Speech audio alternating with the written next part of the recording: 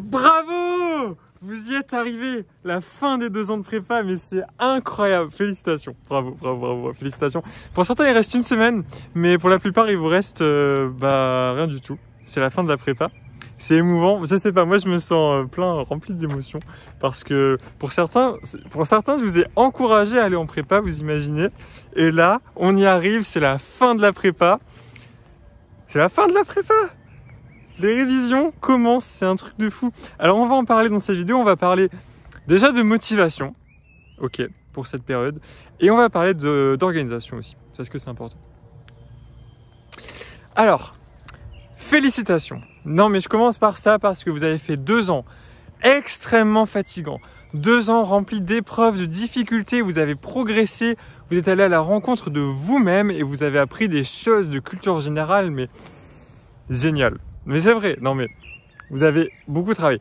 Ça, je pense qu'il faut le reconnaître et il faut que vous le disiez parce que je sais que quand on est en prépa, qu'on finit sa prépa, on oublie à quel point on a bossé, on oublie à quel point on vit une expérience spéciale et singulière, quoi. Vous avez énormément travaillé, il faut le reconnaître et il faut vous en féliciter. Alors, maintenant, pourquoi vous avez travaillé ? Vous avez travaillé pour réussir des fichus concours qui arrivent dans 3-4 semaines. Ça dépend de votre filière, ça dépend de ce que vous faites, quelles épreuves vous passez, etc., etc. Bon, en tout cas, dans tous les cas, vous préparez à ça depuis 2 ans. Et là, écoutez-moi bien, là, c'est le moment de ne rien lâcher. Là, c'est le moment que vous attendez depuis vos 2 ans de prépa. Donc, il faut que vous restiez absolument hyper motivé. J'aimerais que vous mettiez de côté toutes les préoccupations qui sont extérieures à la réussite. Voilà. Ne vous dites pas je vais cuber ou je sais pas quoi. Ne vous dites pas je vais pas réussir telle matière, telle épreuve, je sais pas quoi. Ne vous dites pas qu'il y aura des gens meilleurs que vous, etc. Dites-vous que vous avez les mêmes chances que tout le monde pour réussir ces épreuves. Et donc, ça, il faut le mettre à profit. Il faut rester absolument super motivé pour réussir ces épreuves. Alors, si vous voulez, cette période-là, elle commence avec une idée. C'est que vous avez beaucoup de travail derrière vous et que ce travail, il faut le retrouver, il faut s'armer de ce travail pour éclater les épreuves de concours, pour les éclater comme cet arbre qui est derrière moi là. Il est bien éclaté cet arbre. Donc votre objectif pendant ces 2-3 semaines à venir, c'est de faire tout ce que vous pouvez faire pour vous préparer au mieux pour ces épreuves. Donc ça veut dire que vous ne pensez à rien d'autre. Ça veut dire que vraiment vous pensez à rien d'autre. Vous n'avez rien de plus important à faire que la préparation de ces épreuves. Et vous n'avez pas besoin d'autres préoccupations, quoi qu'elles soient. Donc, comment se passe cette période de révision ? Plusieurs choses à vous dire. Sur différents niveaux. Tout d'abord, au niveau de la motivation, je vais finir là-dessus. La motivation, elle est de vous dire, j'ai 3-4 semaines à peu près, ça dépend. Je les mets à profit pour réussir du mieux que je peux mes épreuves. C'est-à-dire, j'ai 3 semaines et je les utilise de manière stratégique. Je travaille sur mes points faibles, je travaille tout ce que j'ai besoin de travailler. Voilà. Donc ça, il ne faut pas vous dire je vais utiliser cette période de révision un peu comme comme je réviserais un DS ou quoi. Et il ne faut pas non plus vous dire le cas inverse, c'est-à-dire c'est un truc totalement nouveau, c'est un truc hyper spécial, cette période de révision et tout. Franchement, dites-vous que vous avez 2 semaines de vacances x 2. Mais que là, c'est pas pour un concours blanc, c'est pour un vrai concours. Il faut pas le prendre de manière hyper spécifique. Il faut pas se dire parce que c'est les révisions, je vais faire des trucs hyper spécifiques. Non, il faut juste rester comme vous avez été pour les concours précédents, pour les DS précédents et tout. Voilà, le format va être le même. Ça va juste être le moment décisif. Et pour ce moment décisif, il faut arriver encore plus près que ce que vous avez pu faire par le passé. Mais ça, si vous voulez, c'est facile. C'est facile parce que par le passé, vous étiez dans le rythme de la prépa. Et donc, c'était difficile de s'arrêter pour réviser parce qu'il y avait encore des choses à apprendre, en plus des révisions que vous avez dû faire pour les DS et tout. Mais là, vous avez vraiment que des révisions à faire. Donc, ça veut dire, les révisions, que tout ce que vous allez voir, vous le savez déjà, ou à peu près. Tout ce que vous allez faire, vous le savez déjà. Donc, ça devrait être hyper rassurant. Alors, au niveau pratique de l'organisation, moi, je vous recommande vraiment d'aller voir les vidéos que j'ai faites l'an dernier, juste après les concours, qui sont assez utiles de ce point de vue-là, pour vous dire, bah voilà, moi, comment je me sentais à cette période-là, qu'est-ce que j'ai fait pour réviser, comment je me suis organisé et tout. Alors au niveau de l'organisation, plusieurs choses à vous dire. Déjà, je vous recommande d'utiliser des tableaux par matière dans lesquels vous inscrivez tout ce que vous voulez faire avant le jour J et de vous faire un planning, c'est-à-dire de vous dire, bon bah voilà, première semaine des concours, première semaine des révisions, elle va se passer comme ça, lundi je fais ça, mardi je fais ça, mercredi je fais ça. Et là, c'est très clair pour vous parce que le problème que vous avez si vous n'êtes pas assez bien organisé, c'est que vous allez arriver pendant ces périodes de révision avec des jours où vous allez vous dire, bon voilà, j'ai plein de choses à faire, mais je me sens paralysé parce que j'ai trop de choses à faire, je ne sais pas par où commencer. Donc prenez-y vous maintenant, dans cette petite période de transition entre la prépa et la période de révision, et prenez ce temps-là pour bien mettre à plat tout ce que vous voulez faire, bien mettre à plat comment vous allez vous organiser et tout et tout. Bon, voilà. Bon ça, je le dis parce que c'est important de le rappeler, mais je pense que c'est des choses que vous savez déjà. N'hésitez pas à aller voir des plannings sur Major Prépa, Mister Prépa ou aller voir mon planning aussi pour avoir une idée de comment vous pouvez vous organiser. Et je vous enverrai un modèle aussi de planning, comme ça vous n'aurez pas de temps à perdre à faire un petit modèle sur Excel ou un truc comme ça. Voilà, donc dans la description. Ok, au niveau de l'organisation maintenant. À nouveau au niveau de l'organisation. La période des révisions, c'est une période assez solitaire. C'est une période assez solitaire, assez difficile parce que voilà, vous êtes seul chez vous, enfermé, même s'il y a du soleil dehors, même s'il y a vos amis, etc. La plupart du temps, vous allez être seul chez vous, enfermé à travailler. C'est pas cool de ouf. Un truc qui peut être sympa de faire, c'est de travailler avec des amis. Alors je sais qu'il y a certaines prépas, Ginette ou d'autres prépas, qui créent des groupes de travail et qui envoient leurs élèves en révision à la campagne et tout. Si vous n'avez pas la possibilité de faire ça, c'est pas grave, vous serez comme la majorité des gens.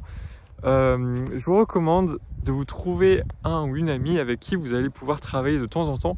Ça dépend de votre humeur, si vous êtes du style à beaucoup travailler en groupe ou pas. Moi, ce que j'ai fait, c'est que je révisais pas avec une personne, mais je faisais des sujets avec des amis, et notamment avec mon ami. On s'était dit que pour les sujets d'économie, on allait les fixer à l'avance. On s'était dit, par exemple, le lundi, on fait nos 2 sujets d'économie. Le soir, on s'appelle à 21 h. Et on compare nos corrections, enfin on compare nos plans, ce qu'on a fait. Et là, du coup, on peut dire « Ah, mais t'as peut-être oublié un élément important. Et effectivement, cet élément auquel t'as pensé, il était pas mal. » Et on peut essayer de partir sur de nouvelles pistes de réflexion et tout. Et ça, c'est intéressant de faire ce travail à plusieurs parce que c'est assez encourageant. Et c'est aussi une forme de révision, c'est-à-dire que quand vous avez appris des choses, bah, vous n'avez peut-être pas appris exactement ce que votre ami a appris, etc. Et ça peut être intéressant. Donc, c'est une période assez solitaire, mais ne vous forcez pas à la vivre de manière solitaire si vous pensez que ça va pas vous aller, quoi. Franchement, cette période, il faut pas trop la mystifier. Il faut juste vous dire, c'est une période où je dois travailler, être à fond, penser à rien d'autre, rien de spécial de plus, quoi. Et vivez-le bien. Ne vous stressez pas, pas la peine. Enfin, je veux dire, à quoi ça sert de vous stresser? C'est quoi le stress? Le stress, c'est juste l'anticipation d'un problème futur. Donc, ce que je vous ai dit en début de vidéo, c'est il n'y a pas de problème. Vous allez éclater ces épreuves comme l'arbre là-bas. Vous voyez? Là-bas, là. Attendez, vous le voyez? Et il est là. Ok. Bref, vous allez éclater ces épreuves. Donc, il n'y a pas de stress à avoir. Tout va bien se passer. Alors, encore une fois, au niveau pratique, regardez surtout vos forces et vos faiblesses. C'est-à-dire, vous avez 3-4 semaines. Vous les utilisez pour faire ce qui va vous être le plus utile, c'est-à-dire vous regardez la productivité marginale, quoi, de votre travail. Moi, je savais que ce qui allait m'être le plus utile, c'était de travailler les mathématiques. Donc, j'en ai fait 6 heures par jour. Vous irez voir mon planning et tout. Et ce qui allait m'être le moins utile, c'est de faire des langues. Donc, j'en ai fait une seule après-midi. Sur mes 4 semaines de révision, j'ai fait une après-midi pour mes langues. Parce que je savais que ça allait m'être moins utile que de faire une annale de plus en maths, un truc comme ça. Voilà. Donc, les révisions, c'est très personnel parce que on a tous nos forces, nos faiblesses différentes. Et un autre élément très important pour cette période de révision, c'est de garder un rythme de vie correct. Alors moi, qu'est-ce qui m'est arrivé l'an dernier? C'est que j'ai tellement travaillé pendant les révisions, je faisais régulièrement 12 heures par jour, voire 14 heures parfois, et je voulais pas me l'avouer. Et mes parents qui étaient là ont assuré de manière incroyable.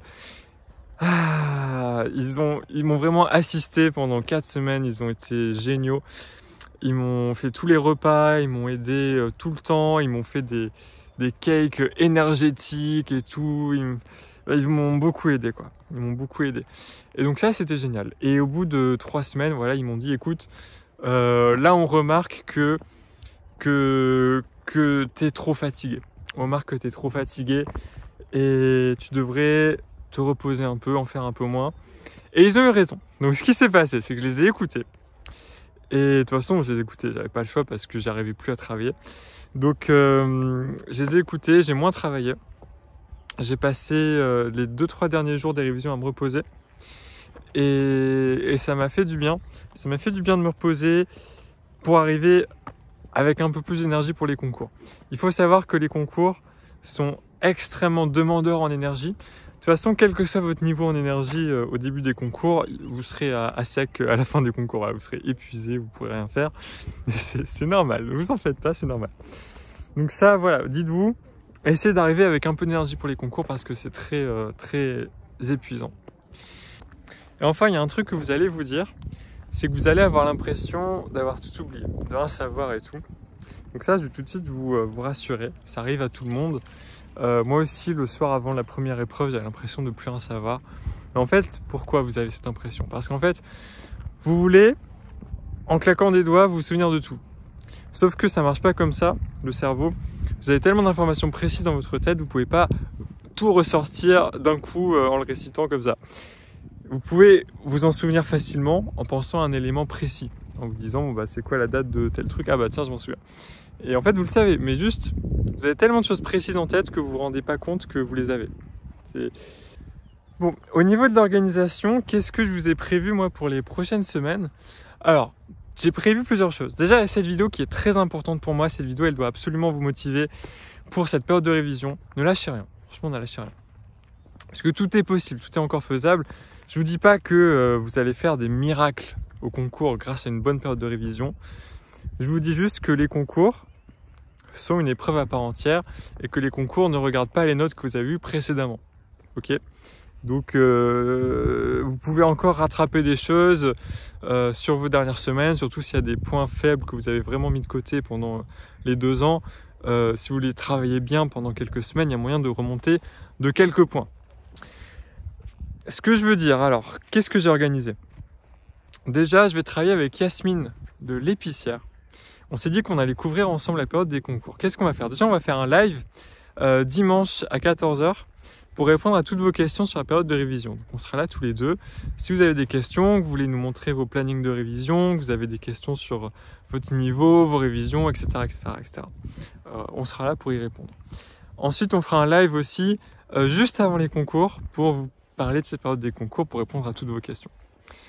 Et ensuite, on fera des lives le soir des épreuves de concours, juste pour débriefer un peu, pour parler et tout. Ce sera pas trop sérieux, en mode on va analyser le sujet et tout. Ce sera plus en mode comment ça s'est passé pour vous, partagez vos ressentis, est-ce qu'il y a un truc qui vous a marqué, est-ce que vous y attendiez, voilà. C'est plus histoire de se retrouver, discuter, un peu se relâcher, voilà. Ce sera plus l'histoire de faire ça.